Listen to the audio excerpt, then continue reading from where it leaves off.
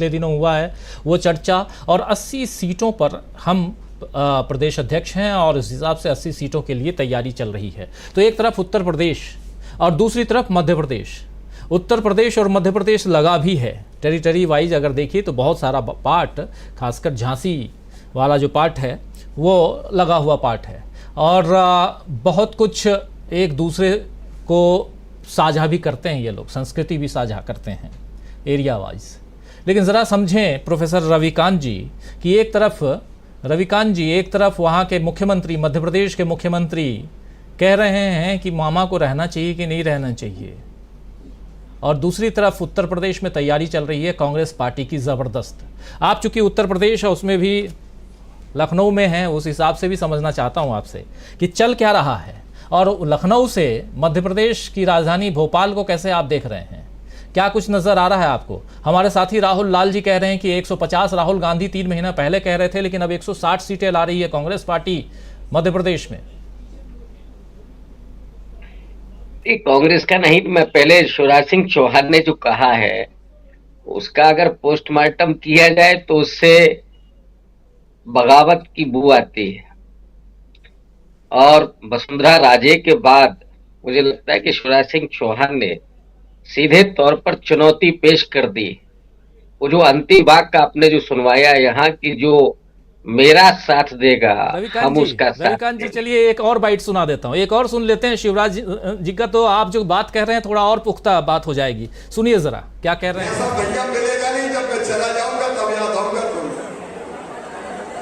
ऐसा भैया मिलेगा नहीं, जब मैं चला जाऊंगा तब याद आऊंगा तुम्हें। ऐसा भैया मिलेगा नहीं, जब मैं चला जाऊंगा तब याद आऊंगा तुम्हें। मैंने ऐसा भैया मिलेगा नहीं, जब मैं चला जाऊंगा तब याद आऊंगा तुम्हें। मैंने मध्य प्रदेश में राजनीति, ऐसा भैया मिलेगा नहीं, जब मैं चला जाऊंगा तब याद आऊंगा। लाडली बहना के लिए कह रहे हैं शिवराज सिंह चौहान कि आप लोगों को, बहनों आप लोगों के लिए को ऐसा भैया नहीं मिलेगा, अगर चला गया तो बहुत याद आऊंगा। यानी कि अपनी विदाई भाषण दे रहे हैं, क्या ये माना जाए शिवराज सिंह चौहान हर जगह? रविकांत जी अपना विदाई भाषण तो है ही, आगे की भी तैयारी है कि अगर हमारा साथ नहीं तो फिर हम भी नहीं देंगे। ये भी खुला ऐलान है नरेंद्र मोदी के लिए। वो मध्य प्रदेश जहां 50% से ज्यादा ओबीसी की आबादी है, और शिवराज सिंह चौहान अति पिछड़ा समाज से आते हैं।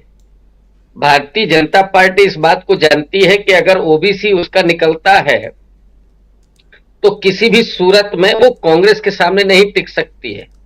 इसलिए लगातार वहां देखिए कि 3 मुख्यमंत्री और तीनों ओबीसी समाज से। लेकिन शिवराज सिंह चौहान के साथ और नरेंद्र मोदी के सामने दिक्कत ये है कि अगर पॉलिटिकल करियर देखा जाए तो शिवराज सिंह चौहान का बड़ा है, मुख्यमंत्री लंबे समय से हैं वो। शिवराज सिंह चौहान शायद भाजपा के सबसे लंबे समय तक रहने वाले मुख्यमंत्री हैं, और अगर उन्हें हटाने की कोशिश नरेंद्र मोदी ने की, जो संकेत मिला है उनको, इसीलिए उन्होंने खुला ऐलान कर दिया और चुनौती दे दी है।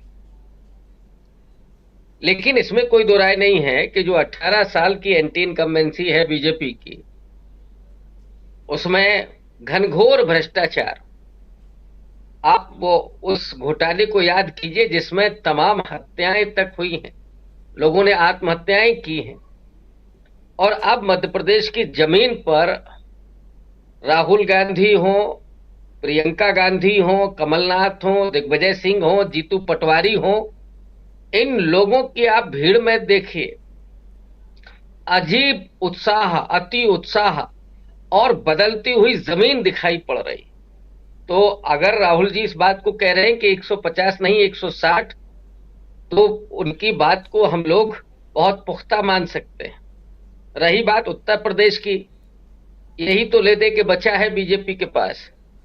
3-4 स्टेट हैं जहां वो अपनी नैया पार लगाना चाहते हैं, उत्तराखंड, उत्तर प्रदेश, असम और गुजरात। बाकी तो सब जगह फंसे हुए हैं। उत्तर प्रदेश में नरेंद्र मोदी और बीजेपी की जो सरकार है वो यहाँ मिशन 80 पर काम कर रही है। सपने देखना और हौसले रखना ये तो अच्छी बात है, राजनीति में हो या सामान्य जीवन में भी। लेकिन अभी जो इंडिया अलायंस की घेरेबंदी होने जा रही है, आज ही जो खबर मुझे मिली है, समाजवादी पार्टी की तरफ से ऑफर हुआ है नीतीश कुमार को कि वो फूलपुर से चुनाव लड़ें। और फूलपुर वो लोकसभा सीट है जहां जवाहरलाल नेहरू लगातार 3 बार चुने गए, फिर विजय लक्ष्मी पंडित।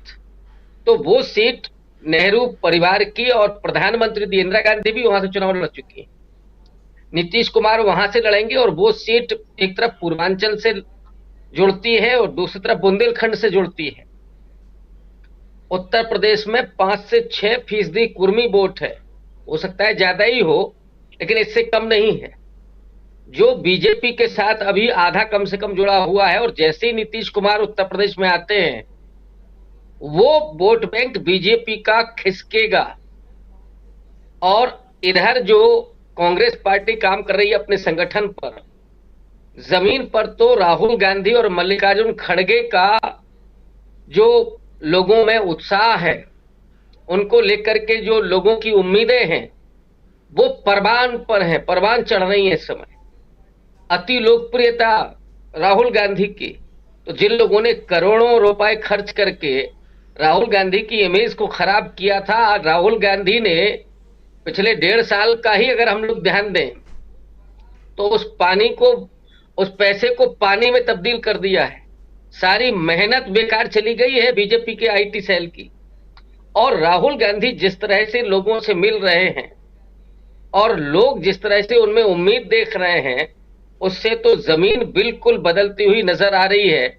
और दूसरी तरफ राहुल गांधी जो सामाजिक न्याय की राजनीति कर रहे हैं, मैं पिछले दिनों इस बात को कहता रहा हूं आपके यहां ही कि सोशल जस्टिस की पॉलिटिक्स के राहुल गांधी नए आइकॉन हैं। आदिवासियों के मुद्दे पर, दलितों के मुद्दे पर, अब ओबीसी के मुद्दे पर, कास्ट सेंसस को जिस तरह से कांग्रेस पार्टी ने उठाया है और खास करके राहुल गांधी ने, ये शायद पहली बार हुआ है। बहुत मुखर तरीके से राहुल गांधी उसको उठा रहे हैं। और ये वही वोट बैंक है जिसके आधार पर भारतीय जनता पार्टी ने वो अपना किला बनाया जीत का जी। उसकी पूरी नींव इस समय दरक रही है। तो ऐसे में बीजेपी की अपनी चिंताएं अपनी जगह होंगी ही। नरेंद्र मोदी किसी तरीके से जुगाड़ करके अपने आप को बचाने के लिए प्रयत्नशील हैं, लेकिन शायद अब जनता बख्शने वाली नहीं है। और राहुल गांधी जो कर रहे हैं उससे भी लग रहा है कि वो कोई मौका उनको देना नहीं चाहते हैं, इसलिए उन्होंने कास्ट सेंसस पर